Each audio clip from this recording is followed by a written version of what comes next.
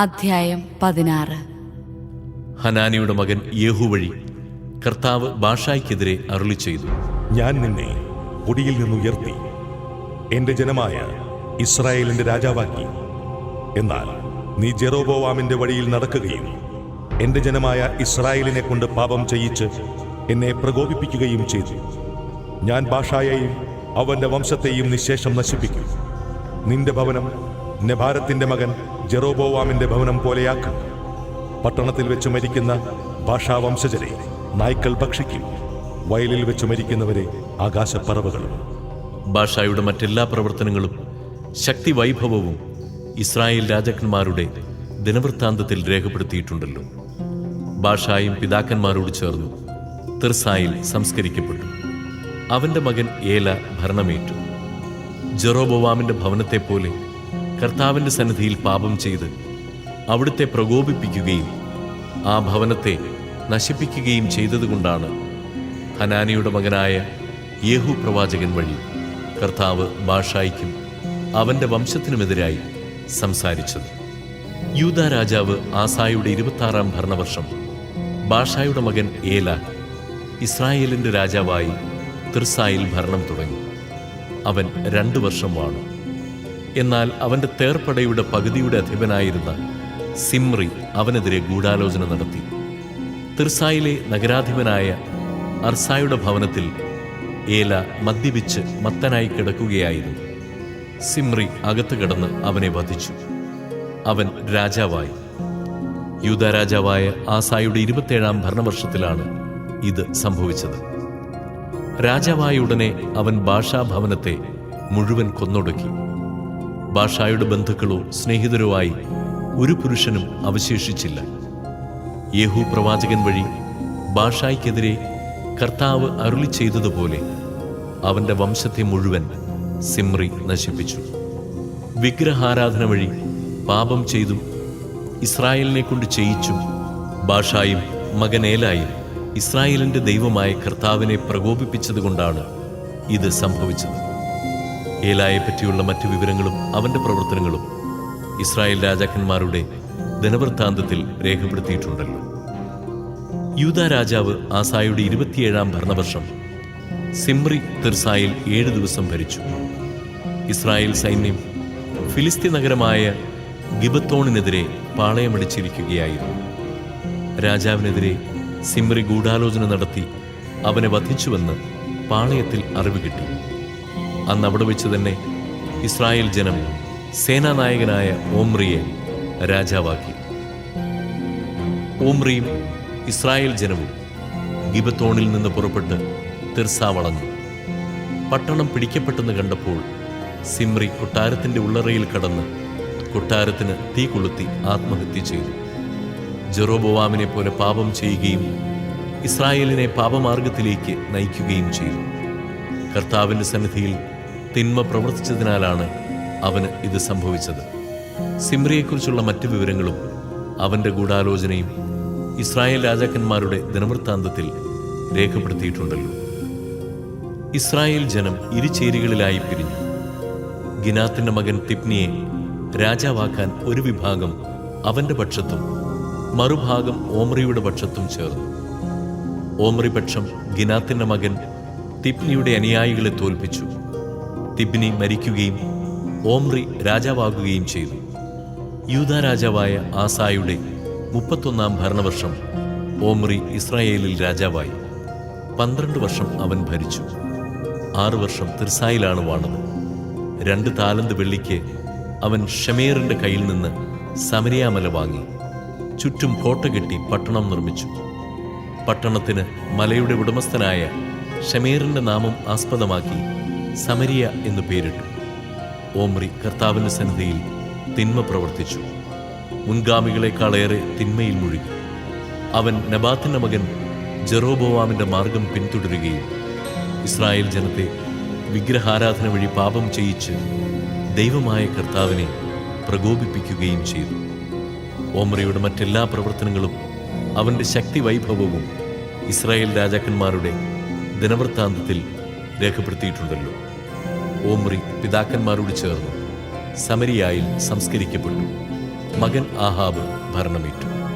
യൂദാ രാജാവായ ആസായുടെ 38-ാം ഭരണവർഷമാണ് ഓമ്രിയുടെ മകൻ ആഹാബ് സമരിയായിൽ ഇസ്രായേൽ ജനത്തിന്റെ രാജാവായത്. അവൻ 22 വർഷം ഭരിച്ചു. ഓമ്രിയുടെ മകൻ ആഹാബ് തന്റെ മുൻഗാമികളെക്കാളധികം കർത്താവിന്റെ സന്നിധിയിൽ തിന്മ പ്രവർത്തിച്ചു. നബാത്തിന്റെ മകൻ ജെറോബോവാമിന്റെ പാപങ്ങളിൽ വ്യാപരിച്ചത് പോരാഞ്ഞിട്ട് അവൻ സീദോൻ രാജാവായ എത്ബാലിന്റെ മകൾ ജസബേലിനെ വിവാഹം ചെയ്യുകയും ബാൽദേവനെ ആരാധിക്കുകയും ചെയ്തു. സമരിയായിൽ താൻ പണിയിച്ച ബാൽ ക്ഷേത്രത്തിൽ ബാലിന് അവനൊരു ബലിപീഠം സ്ഥാപിച്ചു. അവൻ ഒരു അക്ഷേരാ പ്രതിഷ്ഠയും ഉണ്ടാക്കി. തന്റെ മുൻഗാമികളെക്കാൾ അധികമായി ആഹാബ് ഇസ്രായേലിന്റെ ദൈവമായ കർത്താവിനെ പ്രകോപിപ്പിച്ചു. അവന്റെ കാലത്ത് ബഥേലിലെ ഹിയേൽ ജെറീക്കോ പണിയിച്ചു. നൂനിന്റെ മകൻ ജോഷുവ വഴി കർത്താവ് അരുളി ചെയ്തതുപോലെ നഗരത്തിന്റെ അടിസ്ഥാനമിട്ടപ്പോൾ അവന് മൂത്ത മകൻ അബിറാമും കവാടം നിർമ്മിച്ചപ്പോൾ ഇളയ മകൻ സെഹൂബും നഷ്ടപ്പെട്ടു. അധ്യായം 17. ഗിലെയാദിലെ തിഷ്ബയിൽ നിന്നുള്ള ഏലിയ പ്രവാചകൻ ആഹാബിനോട് പറഞ്ഞു, ഞാൻ സേവിക്കുന്ന ഇസ്രായേലിന്റെ ദൈവമായ കർത്താവാണ്. വരും കൊല്ലങ്ങളിൽ ഞാൻ പറഞ്ഞല്ലാതെ മഞ്ഞോ മഴയോ പെയ്യുകയില്ല. കർത്താവ് ഏലിയായോട് അരുളി ചെയ്തു, നീ പുറപ്പെട്ട് ജോർദാന് കിഴക്കുള്ള കെറീത്ത് അരുവിക്ക് സമീപം ഒളിച്ചു താമസിക്കുക. നിനക്ക് അരുവിയിൽ നിന്ന് വെള്ളം കുടിക്കാം. ഭക്ഷണം തരുന്നതിന് കാക്കകളോട് ഞാൻ കൽപ്പിച്ചിട്ടുണ്ട്. അവൻ കർത്താവിന്റെ കൽപ്പനയനുസരിച്ച് ജോർദാന് കിഴക്കുള്ള കെറീത്ത് നീർച്ചാലിനരികെ ചെന്ന് താമസിച്ചു. കാക്കകൾ കാലത്തും വൈകിട്ടും അവന് അപ്പവും മാംസവും കൊണ്ടുവന്നു കൊടുത്തു. അരുവിയിൽ നിന്ന് അവൻ വെള്ളം കുടിച്ചു. മഴ പെയ്യായികയാൽ കുറെ നാളുകൾ കഴിഞ്ഞപ്പോൾ അരുവി വറ്റി. കർത്താവ് ഏലിയായോട് അരുളി ചെയ്തു, നീ സീദോനിലെ സറേഫാത്തിൽ പോയി വസിക്കുക. അവിടെ നിനക്ക് ഭക്ഷണം തരുന്നതിന് ഞാനൊരു വിധവയോട് കൽപ്പിച്ചിട്ടുണ്ട്. ഏലിയ സറേഫാത്തിലേക്ക് മടങ്ങി. പട്ടണ കവാടത്തിലെത്തിയപ്പോൾ ഒരു വിധവ വിറക് ശേഖരിക്കുന്നത് കണ്ടു. അവൻ അടുത്തു ചെന്ന് കുടിക്കാൻ ഒരു പാത്രം വെള്ളം തരിക എന്ന് പറഞ്ഞു. അവൾ വെള്ളം കൊണ്ടുവരാൻ പോകുമ്പോൾ അവൻ അവളോട് പറഞ്ഞു, കുറച്ചപ്പവും കൊണ്ടുവരിക. അവൾ പറഞ്ഞു, നിന്റെ ദൈവമായ കർത്താവാണേ, എൻ്റെ കയ്യിൽ അപ്പമില്ല. ആകെയുള്ളത് കലത്തിലൊരു പിടി മാവും ഭരണിയിൽ അല്പം എണ്ണയുമാണ്. ഞാൻ 2 ചുള്ളി വിറക് പെറുക്കുകയാണ്. ഇത് കൊണ്ടുചെന്ന് അപ്പമുണ്ടാക്കി എനിക്കും എൻ്റെ മകനും കഴിക്കണം. പിന്നെ ഞങ്ങൾ മരിക്കും. ഏലിയ അവളോട് പറഞ്ഞു, ഭയപ്പെടേണ്ട, നീ ചെന്ന് പറഞ്ഞതുപോലെ ചെയ്യുക. എന്നാൽ ആദ്യം അതിൽ നിന്ന് ചെറിയൊരപ്പം ഉണ്ടാക്കി എനിക്ക് കൊണ്ടുവരണം. പിന്നെ നിനക്കും മകനും വേണ്ടി ഉണ്ടാക്കിക്കൊള്ളുക. എന്തെന്നാൽ താൻ ഭൂമിയിൽ മഴ പെയ്യ്ക്കുന്നതുവരെ കലത്തിലെ മാവ് തീർന്നു പോവുകയില്ല, ഭരണിയിലെ എണ്ണ വറ്റുകയുമില്ല എന്ന് ഇസ്രായേലിന്റെ ദൈവമായ കർത്താവ് അരുളി ചെയ്യുന്നു. അവൾ ഏലിയ പറഞ്ഞതുപോലെ ചെയ്തു. അങ്ങനെ അവളും കുടുംബവും അവനും അനേക ദിവസം ഭക്ഷണം കഴിച്ചു. ഏലിയ വഴി കർത്താവ് അരുളി ചെയ്തതുപോലെ കലത്തിലെ മാവ് തീർന്നുപോയില്ല, ഭരണിയിലെ എണ്ണ വറ്റിയുമില്ല. ആ ഗൃഹനായികയുടെ മകൻ ഒരു ദിവസം രോഗബാധിതനായി. രോഗം മൂർച്ഛിച്ച് ശ്വാസം നിലച്ചു. അവൾ ഏലിയായോട് പറഞ്ഞു, ദൈവപുരുഷ, എന്തുകൊണ്ടാണ് അങ്ങ് എന്നോടിങ്ങനെ ചെയ്തത്? എൻ്റെ പാപങ്ങൾ അനുസ്മരിപ്പിക്കാനും എൻ്റെ മകനെ കൊല്ലാനുമാണോ അങ്ങിവിടെ വന്നത്? ഏലിയ പ്രതിവചിച്ചു, നിന്റെ മകനെ ഇങ്ങ് തരിക. അവനെ അവളുടെ മടിയിൽ നിന്നെടുത്ത് ഏലിയ താൻ പാർക്കുന്ന മുകളിലത്തെ മുറിയിൽ കൊണ്ടുപോയി കട്ടിലിൽ കിടത്തി. അനന്തരം അവൻ ഉച്ചത്തിൽ പ്രാർത്ഥിച്ചു, എന്റെ ദൈവമായ കർത്താവേ, എനിക്ക് ഇടം തന്നവളാണ് ഈ വിധവ. അവളുടെ മകന്റെ ജീവനെടുത്തുകൊണ്ട് അവിടുന്ന് അവളെ പീഡിപ്പിക്കുകയാണ്. പിന്നീട് അവൻ ബാലന്റെ മേൽ 3 പ്രാവശ്യം കിടന്ന് കർത്താവിനോട് അപേക്ഷിച്ചു, എന്റെ ദൈവമായ കർത്താവേ, ഇവന്റെ ജീവൻ തിരികെ കൊടുക്കണമേ. കർത്താവ് ഏലിയായുടെ അപേക്ഷ കേട്ടു. കുട്ടിക്ക് പ്രാണൻ വീണ്ടു കിട്ടി. അവൻ ജീവിച്ചു. ഏലിയ ബാലനെ മുകളിലത്തെ മുറിയിൽ നിന്ന് താഴെ കൊണ്ടുവന്ന് അമ്മയെ ഏൽപ്പിച്ചുകൊണ്ട്, ഇതാ നിന്റെ മകൻ ജീവിച്ചിരിക്കുന്നുവെന്ന് പറഞ്ഞു. അവൾ ഏലിയായോട് പറഞ്ഞു, അങ്ങ് ദൈവപുരുഷനാണെന്നും അങ്ങയുടെ വാക്ക് സത്യമായും കർത്താവിന്റെ വചനമാണെന്നും ഇപ്പോൾ എനിക്ക് ഉറപ്പായി. അധ്യായം 18. ഏറെ നാൾ കഴിഞ്ഞ് 3-ാം വർഷം കർത്താവ് ഏലിയായോട് കൽപ്പിച്ചു, നീ ആഹാബിന്റെ മുമ്പിൽ ചെല്ലുക, ഞാൻ ഭൂമിയിൽ മഴ പെയ്യിക്കും. ഏലിയ ആഹാബിന്റെ അടുത്തേക്ക് പുറപ്പെട്ടു. സമരിയായിൽ അപ്പോൾ ക്ഷാമം കഠിനമായിരുന്നു. ആഹാബ് തന്റെ കാര്യസ്ഥനായ ഒബാദിയായെ വരുത്തി. അവൻ വലിയ ദൈവഭക്തനായിരുന്നു. ജസബേൽ കർത്താവിന്റെ പ്രവാചകന്മാരെ വധിച്ചപ്പോൾ ഒബാദിയ 100 പ്രവാചകന്മാരെ കൂട്ടിക്കൊണ്ടുപോയി 50 പേരെ വീതം ഓരോ ഗുഹയിൽ ഒളിപ്പിച്ചു. അവൻ അവർക്ക് ഭക്ഷണപാനീയങ്ങൾ കൊടുത്ത് സംരക്ഷിച്ചു. ആഹാബ് ഒബാദിയായോട് പറഞ്ഞു, നീ നാട്ടിലുള്ള എല്ലാ അരുവികളിലും താഴ്വരകളിലും ചെന്ന് നോക്കുക. കുതിരകളെയും കോവർക്കഴുതകളെയും ജീവനോടെ രക്ഷിക്കാൻ പുല്ലു കിട്ടിയെന്ന് വരാം. മൃഗങ്ങളെല്ലാം നശിച്ചു പോകാതിരിക്കട്ടെ. അന്വേഷണ സൗകര്യത്തിന് രാജ്യം 2 വിഭജിച്ചു. ആഹാബ് ഒരു വഴിക്കും ഒബാദിയ വേറൊരു വഴിക്കും പുറപ്പെട്ടു. ഏലിയ ഒബാദിയായെ വഴിക്ക് വെച്ച് കണ്ടുമുട്ടി. ഒബാദിയ അവനെ തിരിച്ചറിഞ്ഞു. താണു വണങ്ങിക്കൊണ്ട് അവൻ ചോദിച്ചു, പ്രഭു, അങ്ങ് ഏലിയ അല്ലേ? അവൻ പറഞ്ഞു, ഞാൻ തന്നെ. ഏലിയ ഇവിടെയുണ്ടെന്ന് ചെന്ന് നിന്റെ യജമാനനോട് പറയുക. അവൻ പറഞ്ഞു, ഈ ദാസനെ ആഹാബിന്റെ കയ്യിൽ കൊലക്കേൽപ്പിക്കാൻ ഞാൻ എന്തു പാപം ചെയ്തു? അങ്ങയുടെ ദൈവമായ കർത്താവാണേ, അങ്ങയെ അന്വേഷിക്കാൻ എൻ്റെ യജമാനൻ ആളയക്കാത്ത രാജ്യമോ ജനതയോ ഇല്ല. അങ്ങ് അവിടെ ഇല്ലെന്ന് മറുപടി കിട്ടുമ്പോൾ അങ്ങയെ കണ്ടിട്ടില്ല എന്ന് അവൻ ഓരോ രാജ്യത്തെയും ജനതയെയും കൊണ്ട് സത്യം ചെയ്യിക്കുന്നു. അങ്ങനെയിരിക്കെ ഏലിയ ഇവിടെയുണ്ട് എന്ന് എൻ്റെ യജമാനൻ അറിയിക്കാൻ അങ്ങ് കൽപ്പിക്കുന്നല്ലോ. ഞാൻ അങ്ങയുടെ അടുത്ത് നിന്ന് പോയാലുടനെ കർത്താവിൻ്റെ ആത്മാവ് ഞാൻ അറിയാത്ത ഏതെങ്കിലും സ്ഥലത്തേക്ക് അങ്ങയെ കൊണ്ടുപോകും. ആഹാബിനെ ഞാൻ വിവരം അറിയിക്കുകയും അവൻ അങ്ങയെ കണ്ടെത്താതിരിക്കുകയും ചെയ്താൽ അങ്ങയുടെ ഈ ദാസൻ ചെറുപ്പം മുതൽ കർത്താവിൻ്റെ ഭക്തനാണെങ്കിലും അവൻ എന്നെ വധിക്കും. ജസബൽ കർത്താവിൻ്റെ പ്രവാചകന്മാരെ വധിച്ചപ്പോൾ ഒരു ഗുഹയിൽ 50 പ്രവാചകന്മാരെ വീതം 100 പേരെ ഒളിപ്പിച്ച് അവർക്ക് ഭക്ഷണപാനീയങ്ങൾ നൽകി ഞാൻ സംരക്ഷിച്ചത് അങ്ങ് കേട്ടിട്ടില്ലേ? എന്നിട്ടും പോയി ഏലിയ ഇവിടെയുണ്ട് എന്ന് നിന്റെ യജമാനോട് പറയുക എന്ന് അങ്ങ് കൽപ്പിക്കുന്നു. അവൻ എന്നെ കൊല്ലും. ഏലിയ പ്രതിവചിച്ചു, ഞാൻ സേവിക്കുന്ന കർത്താവാണ്. ഇന്ന് ഞാൻ അവന്റെ മുൻപിൽ ചെല്ലും, തീർച്ച. അപ്പോൾ ഒബാദിയ ചെന്ന് ആഹാബിനെ വിവരമറിയിച്ചു. അവൻ ഏലിയായെ കാണാൻ വന്നു. ഏലിയായെ കണ്ടപ്പോൾ ആഹാബ് ചോദിച്ചു, ഇസ്രായേലിനെ കഷ്ടപ്പെടുത്തുന്ന നീ തന്നെയോ ഇത്? അവൻ പ്രതിവചിച്ചു, ഇസ്രായേലിനെ കഷ്ടപ്പെടുത്തുന്നത് ഞാനല്ല. കർത്താവിൻ്റെ കൽപ്പനകൾ നിരസിച്ച് ബാൽദേവന്മാരെ സേവിക്കുന്ന നീയും നിന്റെ പിതാവിൻ്റെ ഭവനവുമാണ്. നീ ഇസ്രായേൽ ജനത്തെ മുഴുവൻ കാർമൽ മലയിൽ എൻ്റെ അടുക്കൽ വിളിച്ചുകൂട്ടുക. ജസബൽ പോറ്റുന്ന ബാലിൻ്റെ 450 പ്രവാചകന്മാരെയും അഷേരായുടെ 400 പ്രവാചകന്മാരെയും കൂട്ടിക്കൊണ്ടുവരിക. ആഹാബ് ഇസ്രായേൽ ജനത്തെയും പ്രവാചകന്മാരെയും കാർമൽ മലയിൽ ഒരുമിച്ച് കൂട്ടി. ഏലിയ ജനത്തെ സമീപിച്ച് ചോദിച്ചു, നിങ്ങൾ എത്ര നാൾ 2 വഞ്ചിയിൽ കാൽ വയ്ക്കും? കർത്താവാണ് ദൈവമെങ്കിൽ അവിടുത്തെ അനുഗമിക്കുവിൻ. ബാലാണ് ദൈവമെങ്കിൽ അവൻ്റെ പിന്നാലെ പോകുവിൻ. ജനം ഒന്നും പറഞ്ഞില്ല. ഏലിയ വീണ്ടും ജനത്തോട് പറഞ്ഞു, കർത്താവിൻ്റെ പ്രവാചകന്മാരിൽ ഞാനേ ശേഷിച്ചിട്ടുള്ളൂ, ഞാൻ മാത്രം. ബാലിനാകട്ടെ 450 പ്രവാചകന്മാരുണ്ട്. ഞങ്ങൾക്ക് 2 കാളയെ തരുവിൻ. ഒന്നിനെ അവർ കഷ്ണങ്ങളാക്കി വിറകിന്മേൽ വയ്ക്കട്ടെ, തീ കൊളുത്തരുത്. മറ്റേതിന് ഞാനും ഒരുക്കി വിറകിന്മേൽ വയ്ക്കാം, ഞാനും തീ കൊളുത്തുകയില്ല. നിങ്ങൾ നിങ്ങളുടെ ദൈവത്തിൻ്റെ നാമം വിളിച്ചപേക്ഷിക്കുവിൻ. ഞാൻ കർത്താവിൻ്റെ നാമം വിളിച്ചപേക്ഷിക്കാം. അഗ്നി അയച്ച് പ്രാർത്ഥന കേൾക്കുന്ന ദൈവമായിരിക്കും യഥാർത്ഥ ദൈവം. ജനമൊന്നാകെ പ്രതിവചിച്ചു. ബാലിന്റെ പ്രവാചകന്മാരോട് ഏലിയ പറഞ്ഞു, ആദ്യം നിങ്ങൾ ഒരു കാളയെ ഒരുക്കിക്കൊള്ളുവിൻ. നിങ്ങൾ അനേകം പേരുണ്ടല്ലോ, നിങ്ങളുടെ ദേവനെ വിളിച്ചപേക്ഷിക്കുവിൻ, എന്നാൽ തീ കൊളുത്തരുത്. അവർ കാളയെ ഒരുക്കി.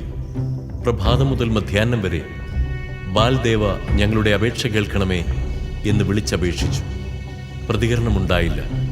ആരും ഉത്തരവും നൽകിയില്ല.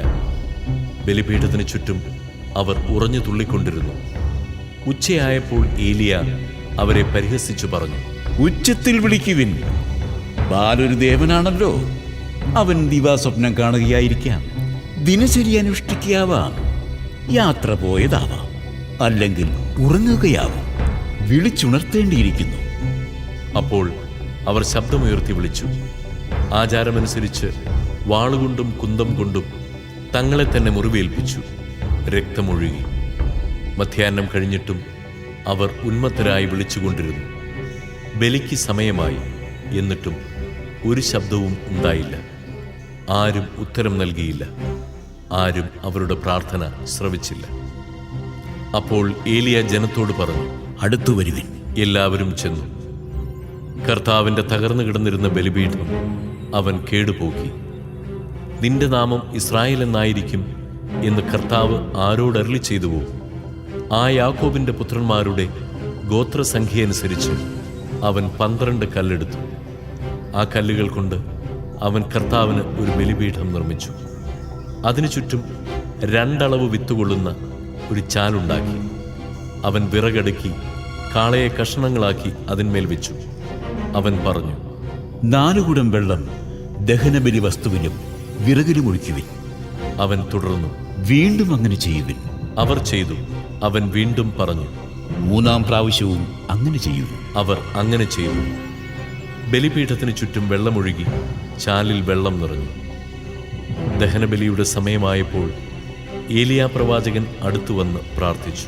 അബ്രഹാത്തിൻ്റെയും ഇസ്ഹാക്കിൻ്റെയും ഇസ്രായേലിൻ്റെയും ദൈവമായ കർത്താവേ, അങ്ങ് ഇസ്രായേലിൻ്റെ ദൈവമാണെന്നും ഞാൻ അങ്ങയുടെ ദാസനാണെന്നും അങ്ങയുടെ കൽപ്പനയനുസരിച്ചാണ് ഞാൻ ഇത് ചെയ്തതെന്നും അങ്ങ് ഇന്ന് വെളിപ്പെടുത്തണമേ. കർത്താവേ, എൻ്റെ പ്രാർത്ഥന കേൾക്കണമേ. അങ്ങ് മാത്രമാണ് ദൈവമെന്നും അങ്ങ് ഇവരുടെ ഹൃദയങ്ങളെ തിരിച്ചു വിളിക്കുന്നെന്നും അവർ അറിയുന്നതിന് എൻ്റെ പ്രാർത്ഥന കേൾക്കണമേ. ഉടനെ കർത്താവിൽ നിന്ന് അഗ്നി ഇറങ്ങി ബലിവസ്തുവും വിറകും കല്ലും മണ്ണും ദഹിപ്പിക്കുകയും ചാലിലെ വെള്ളം വറ്റിക്കുകയും ചെയ്തു. ഇത് കണ്ട് ജനം സാഷ്ടാംഗം വീണ് വിളിച്ചു പറഞ്ഞു, ഏലിയ അവരോട് പറഞ്ഞു, ബാലിന്റെ പ്രവാചകന്മാരെ പിടിക്കുവിൻ, ഒരുവനും രക്ഷപ്പെടരുത്. ജനം അവരെ പിടിച്ചു. ഏലിയ അവരെ താഴെ കിഷോൻ അരുവിക്ക് സമീപം കൊണ്ടുപോയി വധിച്ചു. അനന്തരം ഏലിയ ആഹാബിനോട് പറഞ്ഞു, പോയി ഭക്ഷണപാനീയങ്ങൾ കഴിക്കുക, വലിയ മഴ ഇരമ്പുന്നു. ആഹാബ് ഭക്ഷണപാനീയങ്ങൾ കഴിക്കാൻ പോയി. ഏലിയ കാർമൽ മലയുടെ മുകളിൽ കയറി. അവൻ മുട്ടുമടക്കി നിലം വരെ കുനിഞ്ഞ് മുഖമുട്ടുകൾക്കിടയിലാക്കി ഇരുന്നു. അവൻ ഭൃത്യനോട് പറഞ്ഞു, പോയി കടലിലേക്ക് നോക്കുക. അവൻ ചെന്നു നോക്കിയിട്ട് ഒന്നുമില്ല എന്ന് പറഞ്ഞു. വീണ്ടും അവനോട് പറഞ്ഞു, 7 പ്രാവശ്യം ഇങ്ങനെ ചെയ്യുക. 7-ാം പ്രാവശ്യം അവൻ പറഞ്ഞു, ഇതാ, കടലിൽ നിന്ന് മനുഷ്യകരത്തോളമുള്ള ചെറിയ ഒരു മേഘം പൊന്തി വരുന്നു. ഏലിയ അവനോട് പറഞ്ഞു, മഴ തടസ്സമാകാതിരിക്കാൻ രഥം പൂട്ടി പുറപ്പെടുക എന്ന് ആഹാബിനോട് പറയുക. നൊടിയിടയിൽ ആകാശം മേഘാവൃതമായി കറുത്തിരുണ്ടു. കാറ്റുവീശി വലിയ മഴ പെയ്തു. ആഹാബ് ജസ്രയേലിലേക്ക് രഥമോടിച്ചുപോയി. കർത്താവിൻ്റെ കരം ഏലിയായോട് കൂടെ ഉണ്ടായിരുന്നു. അവൻ അരമുറുക്കി ആഹാബിനു മുൻപേ ജസ്രയേൽ കവാടം വരെ ഓടി. അധ്യായം 19. ഏലിയ ചെയ്ത കാര്യങ്ങളും പ്രവാചകന്മാരെ വാളിനിരയാക്കിയ വിവരവും ആഹാബ് ജസബേലിനോട് പറഞ്ഞു. അപ്പോൾ അവൾ ദൂതനെ അയച്ച് ഏലിയായോട് പറഞ്ഞു, നാളെ ഈ നേരത്തിനു മുൻപ് ഞാൻ നിന്റെ ജീവൻ ആ പ്രവാചകന്മാരിൽ ഒരുവന്റേതുപോലെ ആക്കുന്നില്ലെങ്കിൽ ദേവന്മാർ അതും അതിലപ്പുറവും എന്നോട് ചെയ്യട്ടെ. ഏലിയ ഭയപ്പെട്ട് ജീവരക്ഷാർത്ഥം പലായനം ചെയ്തു. അവൻ യൂദായിലെ ബേർഷബായിലെത്തി. അവിടെ വെച്ച് ഭൃത്യനെ വിട്ടുപിരിഞ്ഞു. അവിടെ നിന്ന് അവൻ തനിയെ മരുഭൂമിയിലൂടെ ഒരു ദിവസത്തെ വഴി നടന്ന് ഒരു വാടാമുൾ ചെടിയുടെ തണലിലിരുന്നു. അവൻ മരണത്തിനായി പ്രാർത്ഥിച്ചു. കർത്താവേ, മതി, എൻ്റെ പ്രാണനെ സ്വീകരിച്ചാലും ഞാൻ എൻ്റെ പിതാക്കന്മാരെക്കാൾ മെച്ചമല്ല. അവൻ ആ ചെടിയുടെ തണലിൽ കിടന്നുറങ്ങി. കർത്താവിൻ്റെ ദൂതൻ അവനെ തട്ടിയുണർത്തി, എഴുന്നേറ്റ് ഭക്ഷിക്കുക എന്ന് പറഞ്ഞു. എഴുന്നേറ്റ് നോക്കിയപ്പോൾ ചുടുകല്ലിൽ ചുട്ടെടുത്ത അപ്പവും ഒരു പാത്രം വെള്ളവും ഇതാ തലയ്ക്കലിരിക്കുന്നു. അത് കഴിച്ച് അവൻ വീണ്ടും കിടന്നു. കർത്താവിന്റെ ദൂതൻ വീണ്ടും അവനെ തട്ടിയുണർത്തി പറഞ്ഞു, എഴുന്നേറ്റ് ഭക്ഷിക്കുക, അല്ലെങ്കിൽ യാത്ര ദുഷ്കരമായിരിക്കും. അവൻ എഴുന്നേറ്റു ഭക്ഷണപാനീയങ്ങൾ കഴിച്ചു. അതിൻ്റെ ശക്തി കൊണ്ട് 40 രാവും 40 പകലും നടന്നു കർത്താവിൻ്റെ മലയായ ഹോറേബിലെത്തി. അവൻ അവിടെ ഒരു ഗുഹയിൽ വസിച്ചു. അവിടെ വെച്ച് കർത്താവിൻ്റെ സ്വരം അവൻ ശ്രവിച്ചു. ഏലിയ, നീ ഇവിടെ എന്തു ചെയ്യുന്നു? ഏലിയ ഉത്തരം പറഞ്ഞു, സൈന്യങ്ങളുടെ ദൈവമായ കർത്താവിനെ പ്രതിയുള്ള തീഷ്ണതയാൽ ഞാൻ ജ്വലിക്കുകയാണ്. ഇസ്രായേൽ ജനം അവിടുത്തെ ഉടമ്പടി ലംഘിച്ചു. അവർ അങ്ങയുടെ ബലിപീഠങ്ങൾ തകർക്കുകയും അങ്ങയുടെ പ്രവാചകന്മാരെ വാളിനിരയാക്കുകയും ചെയ്തു. ഞാൻ മാത്രമേ ശേഷിച്ചിട്ടുള്ളൂ. എൻ്റെ ജീവനെയും അവർ വേട്ടയാടുകയാണ്. നീ ചെന്ന് മലയിൽ കർത്താവിന്റെ സന്നിധിയിൽ നിൽക്കുക. അവിടുന്ന് അരുളി ചെയ്തു. കർത്താവ് കടന്നുപോയി. അവിടുത്തെ മുൻപിൽ മലകൾ പിളർന്നും പാറകൾ തകർത്തും കൊണ്ടും കൊടുങ്കാറ്റടിച്ചു. കൊടുങ്കാറ്റിൽ കർത്താവില്ലായിരുന്നു. കാറ്റ് കഴിഞ്ഞ് ഭൂകമ്പമുണ്ടായി. ഭൂകമ്പത്തിലും കർത്താവില്ലായിരുന്നു. ഭൂകമ്പത്തിനു ശേഷം അഗ്നിയുണ്ടായി. അഗ്നിയിലും കർത്താവില്ലായിരുന്നു. അഗ്നി അടങ്ങിയപ്പോൾ ഒരു മൃദുസ്വരം കേട്ടു.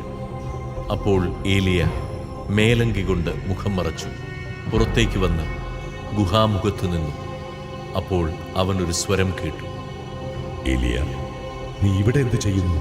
അവൻ പ്രതിവചിച്ചു, സൈന്യങ്ങളുടെ ദൈവമായ കർത്താവിനെ പ്രതി ഞാൻ അതീവ തീഷ്ണതയാൽ ജ്വലിക്കുകയാണ്. ഇസ്രായേൽ ജനം അവിടുത്തെ ഉടമ്പടി ലംഘിച്ചു. അവർ അങ്ങയുടെ ബലിപീഠങ്ങൾ തകർക്കുകയും അങ്ങയുടെ പ്രവാചകന്മാരെ വാളിനിരയാക്കുകയും ചെയ്തു. ഞാൻ മാത്രമേ ശേഷിച്ചിട്ടുള്ളൂ.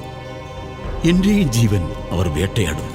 കർത്താവ് കൽപ്പിച്ചു, നീ ദമാസ്കസിനടുത്തുള്ള മരുഭൂമിയിലേക്ക് മടങ്ങുക. അവിടെ ഹസായേലിനെ സിറിയ രാജാവായി അഭിഷേകം ചെയ്യുക. നിംഷിയുടെ മകൻ യേഹുവിനെ ഇസ്രായേൽ രാജാവായും ആബേമെഹോലായിലെ ഷാഫാത്തിന്റെ മകൻ എലീഷായെ നിനക്കു പകരം പ്രവാചകനായും അഭിഷേകം ചെയ്യുക. ഹസായേലിന്റെ വാളിൽ നിന്ന് രക്ഷപ്പെടുന്നവനെ യേഹു വധിക്കും. യേഹുവിന്റെ വാളിൽ നിന്ന് രക്ഷപ്പെടുന്നവനെ എലീഷ വധിക്കും. എന്നാൽ ബാലിന്റെ മുൻപിൽ മുട്ടുമടക്കുകയോ അവനെ ചുംബിക്കുകയോ ചെയ്യാത്ത 7000 പേരെ ഞാൻ ഇസ്രായേലിൽ അവശേഷിപ്പിക്കും. ഏലിയ അവിടെ നിന്ന് പുറപ്പെട്ടു. 12 ഏർ കാള ഉഴുതുകൊണ്ടിരുന്ന സ്ഥലത്ത് അവൻ ഷാഫാത്തിന്റെ മകൻ എലീഷായെ കണ്ടു. അവൻ 12ാമത്തെ നിരയിലായിരുന്നു.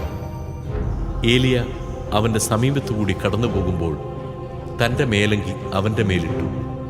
ഉടനെ അവൻ കാളകളെ വിട്ട് ഏലിയായുടെ പിന്നാലെ ഓടിച്ചെന്ന് പറഞ്ഞു, മാതാപിതാക്കന്മാരെ ചുംബിച്ച് യാത്ര പറഞ്ഞിട്ട് ഞാൻ എങ്ങനെ അനുഗമിക്കാം? ഏലിയ പറഞ്ഞു, പൊയ്ക്കൊള്ളൂ, ഞാൻ നിന്നോട് എന്ത് ചെയ്തു?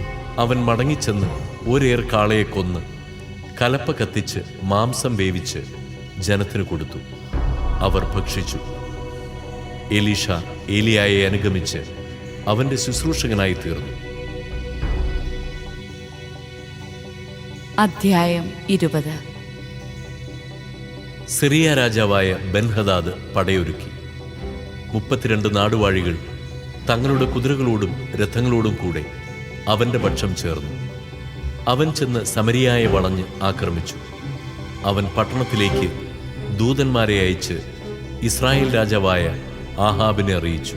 ബൻഹദാദ് അറിയിക്കുന്നു, നിന്റെ വെള്ളിയും സ്വർണവും എന്റേതാണ്. നിന്റെ സുന്ദരികളായ ഭാര്യമാരും മക്കളും എനിക്കുള്ളതാണ്. ഇസ്രായേൽ രാജാവ് പറഞ്ഞു, പ്രഭു, രാജാവായ അങ്ങ് പറയുന്നത് പോലെ തന്നെ ഞാനും എനിക്കുള്ളതും അങ്ങയുടേതാണ്. അവന്റെ ദൂതന്മാർ വന്ന് വീണ്ടും പറഞ്ഞു, ബൻഹദാദ് അറിയിക്കുന്നു, നിന്റെ വെള്ളിയും സ്വർണവും ഭാര്യമാരും പുത്രന്മാരും എനിക്കുള്ളതാണെന്ന് ഞാൻ പറഞ്ഞിരുന്നല്ലോ. നാളെ ഈ നേരത്ത് ഞാൻ എൻ്റെ സേവകന്മാരെ അയക്കും. അവർ നിന്റെ അരമനയും സേവകന്മാരുടെ വീടുകളും പരിശോധിച്ച് ഇഷ്ടമുള്ളതെല്ലാം എടുത്തുകൊണ്ടുപോരും. അപ്പോൾ ഇസ്രായേൽ രാജാവ് എല്ലാ ശ്രേഷ്ഠന്മാരെയും വിളിച്ചുകൂട്ടി പറഞ്ഞു, ഇതാ, ഇവൻ നമ്മെ നശിപ്പിക്കാൻ ഒരുങ്ങുന്നു. അവൻ ദൂതന്മാരെ അയച്ച് എൻ്റെ ഭാര്യമാർ, കുഞ്ഞുങ്ങൾ, വെള്ളി, സ്വർണം ഇവയെല്ലാം ആവശ്യപ്പെട്ടു. ഞാൻ എതിർത്തില്ല. ശ്രേഷ്ഠന്മാരും ജനവും പറഞ്ഞു, അവൻ പറയുന്നത് കേൾക്കരുത്, അതിനാൽ ആഹാബ് ബെൻഹദാദിന്റെ ദൂതന്മാരോട് പറഞ്ഞു, എൻ്റെ യജമാനനായ രാജാവിനെ അറിയിക്കുക. ഈ ദാസനോട് ആദ്യം ആവശ്യപ്പെട്ടതെല്ലാം ഞാൻ ചെയ്യാം. എന്നാൽ ഇത് സാധ്യമല്ല. ദൂതന്മാർ മടങ്ങിച്ചെന്ന് വിവരമറിയിച്ചു. ബെൻഹദാദ് വീണ്ടും പറഞ്ഞയച്ചു, എന്റെ അനുയായികൾക്ക് ഓരോ പിടിവാരാൻ സമരിയായിലെ മണ്ണ് തികഞ്ഞാൽ ദേവന്മാർ എന്നെ കഠിനമായി ശിക്ഷിക്കട്ടെ. ഇസ്രായേൽ രാജാവ് പറഞ്ഞു. ബൻഹദാദ് രാജാവിനോട് പറയുക, പടയ്ക്ക് മുൻപല്ല പിൻപാണ് വമ്പ് പറയേണ്ടത്. ബെൻഹദാദും നാടുവാഴികളും കൂടാരങ്ങളിൽ കുടിച്ചു മതിക്കുമ്പോഴാണ് ആഹാബിന്റെ മറുപടി ലഭിച്ചത്. ഉടനെ അവൻ സൈന്യത്തിന് പുറപ്പെടാൻ ആജ്ഞ നൽകി. അവർ നഗരത്തിനെതിരെ നിലയുറപ്പിച്ചു. അപ്പോൾ ഒരു പ്രവാചകൻ ഇസ്രായേൽ രാജാവായ ആഹാബിനെ സമീപിച്ചു പറഞ്ഞു, കർത്താവ് അരുളി ചെയ്യുന്നു, ഈ മഹാസൈന്യത്തെ നീ കണ്ടില്ലേ? അതിൻ്റെ മേൽ നിനക്ക് ഞാൻ ഇന്ന് വിജയം നൽകും. ഞാനാണ് കർത്താവെന്ന് നീ അറിയും. ആഹാബ് ചോദിച്ചു, ആരാണ് പൊരുതുക? പ്രവാചകൻ പറഞ്ഞു, കർത്താവ് കൽപ്പിക്കുന്നു, ദേശാധിപതികളുടെ സേവകന്മാർ യുദ്ധം ചെയ്യട്ടെ. ആഹാബ് ചോദിച്ചു, ആരാണ് തുടങ്ങേണ്ടത്? നീ തന്നെ. പ്രവാചകൻ പ്രതിവചിച്ചു. രാജാവ് ദേശാധിപതികളുടെ സേവകന്മാരെ അണിനിരത്തി. അവർ 232 പേരുണ്ടായിരുന്നു. അവരുടെ പിന്നിൽ 7000 പേർ വരുന്ന ഇസ്രായേൽ സൈന്യം നിരന്നു. അവർ ഉച്ചനേരത്ത് പുറപ്പെട്ടു. അപ്പോൾ ബെൻഹദാദും അവന്റെ പക്ഷം ചേർന്ന 32 നാടുവാഴികളും കൂടാരങ്ങളിൽ മദ്യപിച്ച് ഉന്മത്തരായിക്കൊണ്ടിരുന്നു. ദേശാധിപതികളുടെ സേവകന്മാർ ആദ്യം പുറപ്പെട്ടു. കാവൽ സംഘം മടങ്ങിച്ചെന്ന് സമരിയായിൽ നിന്ന് സൈന്യം വരുന്നുണ്ടെന്ന് ബെൻഹദാദിനെ അറിയിച്ചു. അവൻ കൽപ്പിച്ചു, അവർ വരുന്നത് സമാധാനത്തിനാണെങ്കിലും യുദ്ധത്തിനാണെങ്കിലും അവരെ ജീവനോടെ പിടിക്കുവിൻ. ദേശാധിപതികളുടെ സേവകന്മാരും അവരുടെ പിന്നിൽ സൈന്യവും നഗരത്തിൽ നിന്ന് പുറപ്പെട്ടു. ഓരോരുത്തരും തനിക്കെതിരെ വന്നവനെ വധിച്ചു. സിറിയക്കാർ പലായനം ചെയ്തു. ഇസ്രായേൽ അവരെ പിന്തുടർന്നു. സിറിയ രാജാവായ ബെൻഹദാദ് കുതിരപ്പുറത്ത് കയറി ഏതാനും കുതിരപ്പടയാളികളോടൊപ്പം രക്ഷപ്പെട്ടു. ഇസ്രായേൽ രാജാവ് പടക്കളത്തിലെത്തി കുതിരകളും രഥങ്ങളും സ്വന്തമാക്കി. സിറിയക്കാർ കൂട്ടക്കൊലയ്ക്കിരയായി.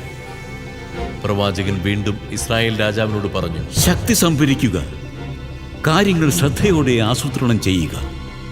സിറിയ രാജാവ് അടുത്ത വസന്തകാലത്ത് ആക്രമിക്കും. സേവകന്മാർ സിറിയ രാജാവിനെ ഉപദേശിച്ചു. ഇസ്രായേലിന്റെ ദേവന്മാർ ഗിരിദേവന്മാരാണ്.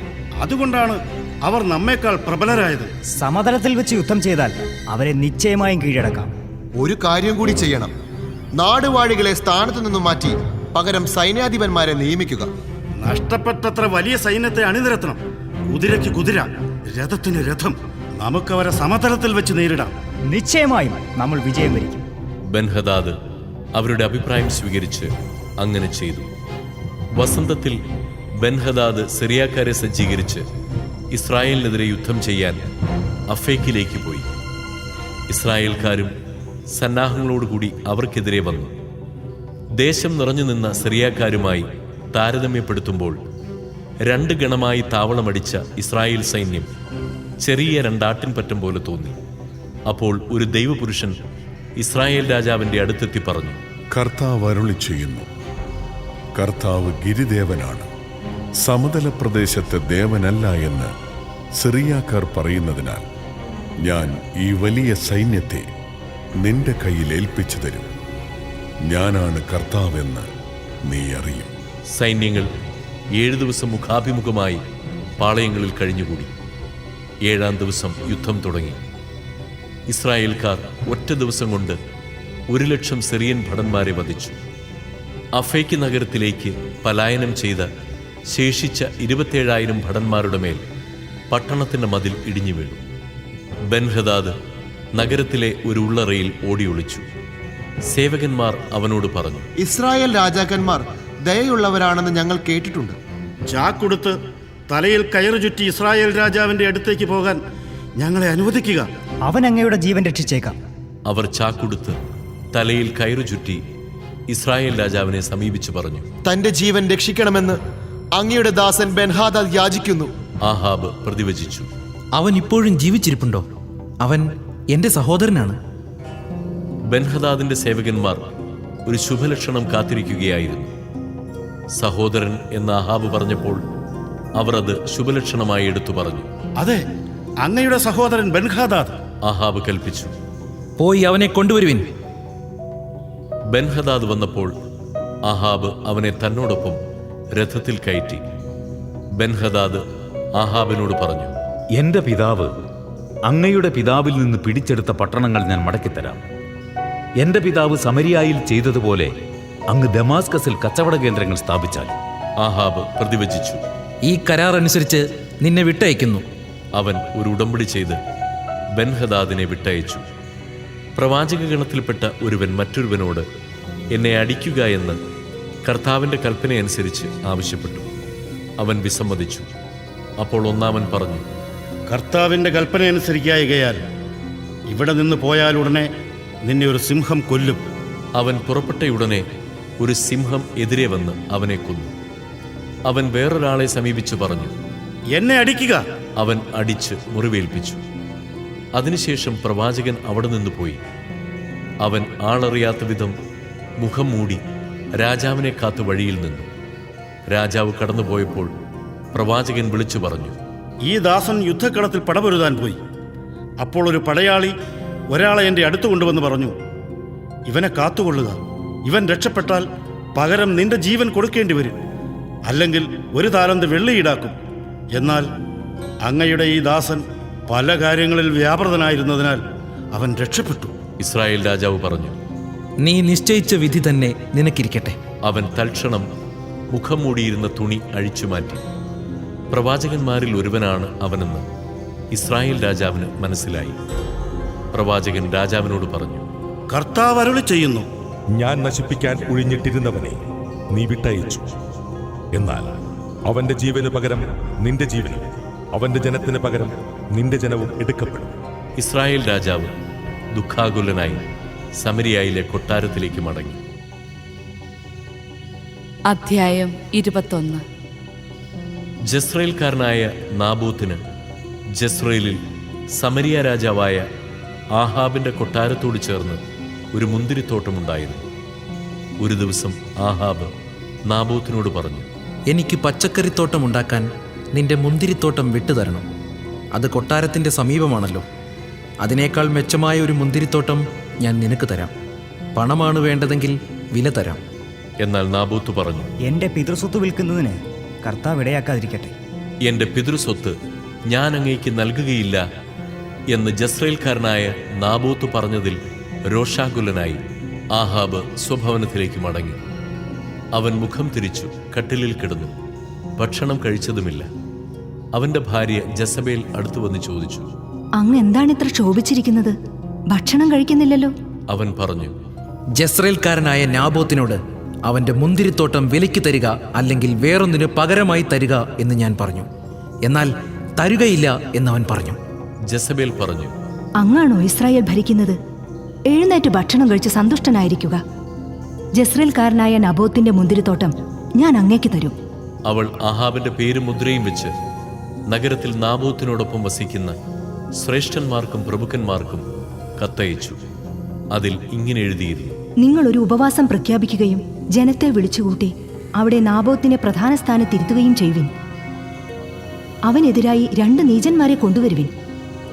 നാബോത്ത് ദൈവത്തിനും രാജാവിനും എതിരായി ദൂഷണം പറഞ്ഞു എന്ന് അവർ കള്ളസാക്ഷ്യം പറയട്ടെ. അപ്പോൾ അവനെ പുറത്തു കൊണ്ടുപോയി കല്ലെറിഞ്ഞു കൊല്ലുവിൻ. പട്ടണത്തിലെ ശ്രേഷ്ഠന്മാരും പ്രഭുക്കന്മാരും ജസബേൽ എഴുതിയതുപോലെ പ്രവർത്തിച്ചു. അവർ ഉപവാസം പ്രഖ്യാപിച്ചു. ജനത്തെ വിളിച്ചുകൂട്ടി നാബോത്തിനെ പ്രധാന സ്ഥാനത്തിരുത്തി.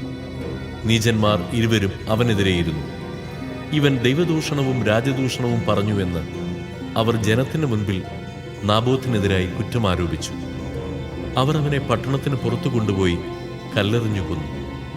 നാബോത്തിനെ കല്ലെറിഞ്ഞ് കൊന്ന വിവരം ജസബേലിനെ അറിയിച്ചു. അത് കേട്ടയുടനെ ജസബേൽ ആഹാബിനോട് പറഞ്ഞു, എഴുന്നേൽക്കുക. ജസ്രയേൽക്കാരനായ നാബോത്ത് വിലയ്ക്ക് തരാൻ വിസമ്മതിച്ച മുന്തിരിത്തോട്ടം കൈവശപ്പെടുത്തിക്കൊള്ളുക. നാബോത്ത് ജീവിച്ചിരിപ്പില്ല, അവൻ മരിച്ചു.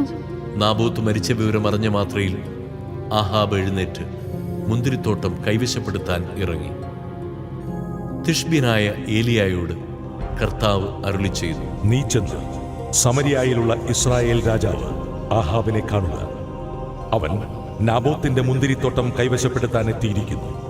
നീ അവനോട് പറയണം, കർത്താവ് ചോദിക്കുന്നു, നീ അവനെ കൊലപ്പെടുത്തി അവന്റെ വസ്തു കയ്യേറിയത്.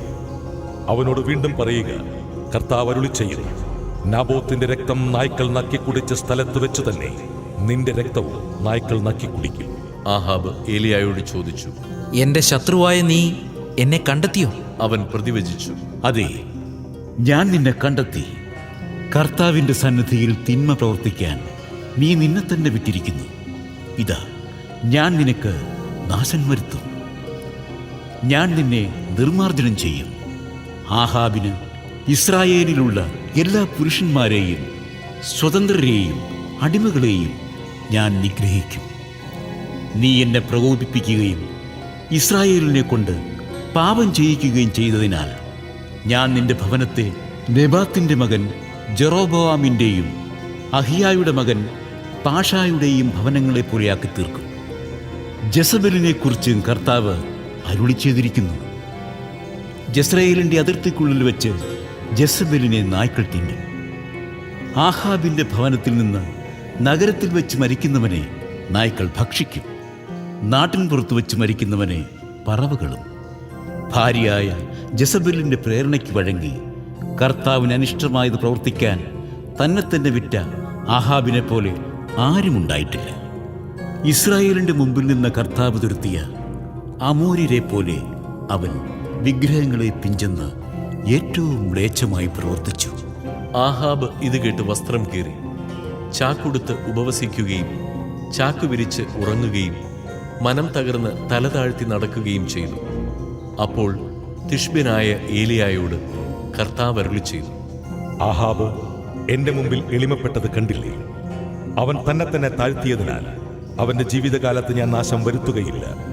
അവന്റെ പുത്രന്റെ കാലത്തായിരിക്കും ആ ഭവനത്തിന് ഞാൻ തിന്മ വരുത്തുക. അധ്യായം 22. 3 വർഷത്തേക്ക് സിറിയയും ഇസ്രായേലും തമ്മിൽ യുദ്ധമുണ്ടായില്ല. 3-ാം വർഷം യൂദാ രാജാവായ യഹോഷാഫാത്ത് ഇസ്രായേൽ രാജാവിനെ സന്ദർശിച്ചു. ഇസ്രായേൽ രാജാവ് തന്റെ സേവകന്മാരോട് പറഞ്ഞു, റാമോത്ത് ഗിലെയാദ് സിറിയ രാജാവിൽ നിന്ന് തിരിച്ചെടുക്കുന്നതിന് നാം എന്തിനു മടിക്കുന്നു? അത് നമ്മുടേതാണല്ലോ. അവൻ യഹോഷാഫാത്തിനോട് ചോദിച്ചു, എന്നോടൊപ്പം റാമോത്ത് ഗിലെയാദിൽ യുദ്ധത്തിന് പോരുമോ? യഹോഷാഫാത്ത് ഇസ്രായേൽ രാജാവിനോട് പറഞ്ഞു, ഞാൻ തയ്യാറാണ്. എൻ്റെ സൈന്യം നിന്റെ സൈന്യത്തെ പോലെയും എൻ്റെ കുതിരകൾ നിന്റെ കുതിരകളെപ്പോലെയും തയ്യാറാണ്. യഹോഷാഫാത്ത് തുടർന്നു, ആദ്യം കർത്താവിൻ്റെ ഇംഗിതം ആരായുക. ഇസ്രായേൽ രാജാവ് പ്രവാചകന്മാരെ വിളിച്ചുകൂട്ടി. അവർ 400ഓളം പേരുണ്ടായിരുന്നു. അവൻ അവരോട് ചോദിച്ചു, ഞാൻ റാമോത്ത് ഗിലെയാദ് തിരിച്ചെടുക്കാൻ യുദ്ധത്തിന് പോകണമോ വേണ്ടയോ? അവർ പ്രതിവചിച്ചു, പോവുക, കർത്താവ് അത് രാജാവിൻ്റെ കയ്യിൽ ഏൽപ്പിക്കും. എന്നാൽ യഹോഷാഫാത്ത് ചോദിച്ചു, കർത്താവിൻ്റെ ഇംഗിതം ആരായേണ്ടതിന് ഇവിടെ വേറെ പ്രവാചകനില്ലേ? ഇസ്രായേൽ രാജാവ് പ്രതിവചിച്ചു, നമുക്ക് കർത്താവിൻ്റെ ഇംഗിതം ആരായാൻ ഒരാൾ കൂടിയുണ്ട്, ഇംലായുടെ പുത്രൻ മിക്കായ. എന്നാൽ ഞാൻ അവനെ വെറുക്കുന്നു. അവൻ എനിക്ക് തിന്മയല്ലാതെ നന്മ പ്രവചിക്കുകയില്ല. യഹോഷാഫാത്ത് പറഞ്ഞു, രാജാവ് അങ്ങനെ പറയരുതേ. ഉടൻ ഇസ്രായേൽ രാജാവ് സേവകനോട് ആജ്ഞാപിച്ചു, ഇംലയുടെ മകൻ മിക്കായയെ വേഗം കൊണ്ടുവരിക. ഇസ്രായേൽ രാജാവും യൂദാ രാജാവ് യഹോഷാഫാത്തും രാജകീയ വസ്ത്രങ്ങളണിഞ്ഞ് സമരിയായുടെ കവാടത്തിലുള്ള ഒരു മെതിസ്ഥലത്ത് സിംഹാസനത്തിൽ ഉപവിഷ്ടരായിരുന്നു. പ്രവാചകന്മാർ അവരുടെ മുൻപിൽ പ്രവചിച്ചുകൊണ്ടിരുന്നു. കെനാനായുടെ മകൻ സെദക്കിയ ഇരുമ്പുകൊണ്ട് കൊമ്പുകൾ നിർമ്മിച്ചു പറഞ്ഞു, കർത്താവ് അരുളി ചെയ്യുന്നു, സിറിയക്കാർ നശിക്കുന്നതുവരെ നീ ഇവ കൊണ്ട് അവരെ കുത്തിക്കീറുന്നു. എല്ലാ പ്രവാചകന്മാരും അങ്ങനെ തന്നെ പ്രവചിച്ചു. അവർ പറഞ്ഞു, റാമോത്ത് ഗിലിയാദിൽ പോയി വിജയം വരിക്കുക, കർത്താവ് അത് രാജാവിൻ്റെ കയ്യിൽ ഏൽപ്പിക്കും. ദൂതൻ ചെന്ന് മിക്കായായോട് പറഞ്ഞു, ഇതാ, പ്രവാചകന്മാർ ഏകസ്വരത്തിൽ രാജാവിന് അനുകൂലമായി പ്രവചിച്ചിരിക്കുന്നു. അങ്ങും അവരെ പോലെ അനുകൂലമായി പ്രവചിക്കുക. എന്നാൽ മിക്കായ പറഞ്ഞു, കർത്താവാണേ അവിടെ നരുളി ചെയ്യുന്നത് ഞാൻ പറയും. അവൻ വന്നപ്പോൾ രാജാവ് ചോദിച്ചു, മിക്കായ, ഞങ്ങൾ റാമോത്ത് ഗിലെയാദിൽ യുദ്ധത്തിന് പോകണമോ വേണ്ടയോ? മിക്കായ പ്രതിവചിച്ചു, നിങ്ങൾ പോയി വിജയം വരിക്കുക, കർത്താവ് അത് രാജാവിൻ്റെ കയ്യിൽ ഏൽപ്പിക്കും. രാജാവ് ചോദിച്ചു, കർത്താവിൻ്റെ നാമത്തിൽ എന്നോട് സത്യമേ പറയാവൂ എന്ന് എത്ര പ്രാവശ്യം ഞാൻ ആവശ്യപ്പെടണം? മിക്കായ പറഞ്ഞു, ഇസ്രായേൽ ജനം ഇടയനില്ലാത്ത ആടുകളെപ്പോലെ പർവ്വതങ്ങളിൽ ചിതറിക്കിടക്കുന്നത് ഞാൻ കണ്ടു. കർത്താവ് അരുളി ചെയ്യുന്നതും കേട്ടു. ഇവർക്ക് നാഥനില്ല. ഇവർ സ്വഭവനങ്ങളിലേക്ക് സമാധാനത്തിൽ പോകട്ടെ. ഇസ്രായേൽ രാജാവ് യഹോഷാഫാത്തിനോട് പറഞ്ഞു, ഇവൻ എനിക്ക് തിന്മയല്ലാതെ നന്മയൊന്നും പ്രവചിക്കുകയില്ല എന്ന് ഞാൻ പറഞ്ഞില്ലേ? മിക്കായ തുടർന്നു, കർത്താവ് അരുളി ചെയ്യുന്നത് ശ്രവിക്കുക. കർത്താവ് സിംഹാസനത്തിലിരിക്കുന്നത് ഞാൻ കണ്ടു. സ്വർഗീയ സൈന്യങ്ങൾ അവിടുത്തെ വലത്തും ഇടത്തും നിന്നിരുന്നു. അപ്പോൾ കർത്താവ് ചോദിച്ചു, ആഹാബ് റാബോത്ത് ഗിലെയാദിൽ പോയി വധിക്കപ്പെടാൻ ആര് അവനെ വശീകരിക്കും? ഓരോരുത്തരും ഓരോ വിധത്തിൽ മറുപടി നൽകി. എന്നാൽ ആത്മാവ് മുൻപോട്ട് വന്ന് പറഞ്ഞു, ഞാൻ അവനെ വശീകരിക്കും. കർത്താവ് ചോദിച്ചു, എങ്ങനെ? അവൻ പ്രതിവചിച്ചു, ഞാൻ ചെന്ന അവന്റെ എല്ലാ പ്രവാചകന്മാരുടെയും അധരങ്ങളിൽ നുണയുടെ ആത്മാവായിരിക്കും. അവിടുന്ന് കൽപ്പിച്ചു, അവനെ വശീകരിക്കുക, നീ വിജയിക്കും. പോയി അങ്ങനെ ചെയ്യൂ. ഇതാ ഈ പ്രവാചകന്മാരുടെ എല്ലാം അധരങ്ങളിൽ അവിടുന്ന് നുണയുടെ ആത്മാവിനെ നിവേശിപ്പിച്ചിരിക്കുന്നു. നിനക്ക് തിന്മ വരുത്താൻ അവിടുന്ന് നിശ്ചയിച്ചിരിക്കുന്നു. ഉടനെ കെനാനായുടെ മകൻ സെദക്കിയ മിക്കായായുടെ അടുത്തു വന്ന് അവന്റെ ചെകിട്ടത്ത് അടിച്ചുകൊണ്ട് ചോദിച്ചു, കർത്താവിന്റെ ആത്മാവ് നിന്നോട് സംസാരിക്കാൻ എങ്ങനെയാണ് എന്നെ വിട്ടുപോയത്? മിക്കായ പറഞ്ഞു, ഒളിക്കാൻ ഉള്ളറയിൽ കിടക്കുന്ന ദിവസം നീ അതറിയും. ഇസ്രായേൽ രാജാവ് ആജ്ഞാപിച്ചു, മിക്കായയെ പിടിച്ചു നഗരാധിപൻ ആമോന്റെയും രാജകുമാരൻ യോവാഷിന്റെയും അടുത്തേക്ക് കൊണ്ടുപോവുക. ഞാൻ വിജയിച്ചു മടങ്ങുന്നതുവരെ വളരെ കുറച്ച് ഭക്ഷണവും വെള്ളവും നൽകി ഇവനെ കാരാഗൃഹത്തിലിടുക എന്ന് അവനോട് പറയണം. മിക്കായ പറഞ്ഞു, നീ വിജയിച്ചു മടങ്ങുകയാണെങ്കിൽ കർത്താവല്ല എന്നിലൂടെ സംസാരിച്ചത്. ഞാൻ പറഞ്ഞത് എല്ലാവരും കേട്ടല്ലോ. ഇസ്രായേൽ രാജാവും യൂദാ രാജാവ് യഹോഷാഫാത്തും റാമോത്ത് ഗിലെയാദിലേക്ക് പോയി. ഇസ്രായേൽ രാജാവ് യഹോഷാഫാത്തിനോട് പറഞ്ഞു, ഞാൻ വേഷം മാറി യുദ്ധക്കളത്തിലേക്ക് പോകാം. നീ രാജകീയ വേഷം ധരിച്ചുകൊള്ളുക. ഇസ്രായേൽ രാജാവ് വേഷപ്രച്ഛന്നനായി യുദ്ധക്കളത്തിലേക്ക് പോയി. സിറിയ രാജാവ് തന്റെ 32 രഥനായകന്മാരോട് കൽപ്പിച്ചിരുന്നു, വലിയവരോടോ ചെറിയവരോടോ പൊരുതണ്ട, ഇസ്രായേൽ രാജാവിനോട് മാത്രം പടവെട്ടുക. അവർ യഹോഷാഫാത്തിനെ കണ്ട് അതുതന്നെയാണ് ഇസ്രായേൽ രാജാവ് എന്ന് പറഞ്ഞ് അവനെതിരെ ആക്രമണം തുടങ്ങി. യഹോഷാഫാത്ത് ഉച്ചത്തിൽ നിലവിളിച്ചു. അവൻ ഇസ്രായേൽ രാജാവല്ലെന്ന് മനസ്സിലായപ്പോൾ അവനെതിരെയുള്ള ആക്രമണത്തിൽ നിന്ന് രഥനായകന്മാർ പിന്തിരിഞ്ഞു. എതിർച്ചയ ഒരു പടയാളി എഴുതിയ അമ്പ് ഇസ്രായേൽ രാജാവിൻ്റെ പടച്ചട്ടയുടെയും കവചത്തിൻ്റെയും ഇടയിൽ തറച്ചു കയറി. ഉടനെ അവൻ സാരഥിയോട് പറഞ്ഞു, രഥം തിരിച്ച് എന്നെ യുദ്ധക്കളത്തിൽ നിന്ന് കൊണ്ടുപോവുക, എനിക്ക് മുറിവേറ്റിരിക്കുന്നു. അന്ന് ഘോരയുദ്ധം നടന്നു. രാജാവിനെ സിറിയാക്കാർക്ക് നേരെ രഥത്തിൽ നിവർത്തിയിരുത്തി. മുറിവിൽ നിന്ന് രക്തം ധാരയായി രഥത്തിനടിയിലേക്ക് ഒഴുകി. സന്ധ്യയായപ്പോൾ അവൻ മരിച്ചു. അസ്തമയമായപ്പോൾ സൈന്യങ്ങളുടെ ഇടയിൽ ഓരോരുത്തരും താന്താങ്ങളുടെ നഗരത്തിലേക്കോ ഗ്രാമത്തിലേക്കോ മടങ്ങിക്കൊള്ളുവിൻ എന്ന ശബ്ദം മുഴങ്ങി. ആഹാബ് രാജാവ് മരിച്ചു. മൃതദേഹം സമരിയായിൽ കൊണ്ടുവന്ന് സംസ്കരിച്ചു. സമരിയായിലെ കുളത്തിൽ അവർ രാജാവിൻ്റെ രഥം കഴുകി. കർത്താവ് അരുളി ചെയ്തിരുന്നതുപോലെ നായ്ക്കൾ അവൻ്റെ രക്തം നക്കിക്കുടിച്ചു. വേശ്യകൾ ആ വെള്ളത്തിൽ കുളിച്ചു. ആഹാബ് ദന്തഗൃഹം പണിയിച്ചതും നഗരങ്ങൾ നിർമ്മിച്ചതും അവൻ്റെ മറ്റു പ്രവർത്തനങ്ങളും ഇസ്രായേൽ രാജാക്കന്മാരുടെ ദിനവൃത്താന്തത്തിൽ രേഖപ്പെടുത്തിയിട്ടുണ്ടല്ലോ. ആഹാബ് പിതാക്കന്മാരോട് ചേർന്നു പുത്രൻ അഹസ്യ രാജാവായി. ഇസ്രായേൽ രാജാവ് ആഹാബിൻ്റെ 4-ാം ഭരണവർഷത്തിലാണ് ആസായുടെ പുത്രൻ യഹോഷാഫാത്ത് യൂദായിൽ രാജാവായത്. അപ്പോൾ അവന് 35 വയസ്സുണ്ടായിരുന്നു. അവൻ ജെറുസലേമിൽ 25 വർഷം ഭരിച്ചു. ഷിൽഹിയുടെ മകൾ അസൂബ ആയിരുന്നു അവൻ്റെ മാതാവ്.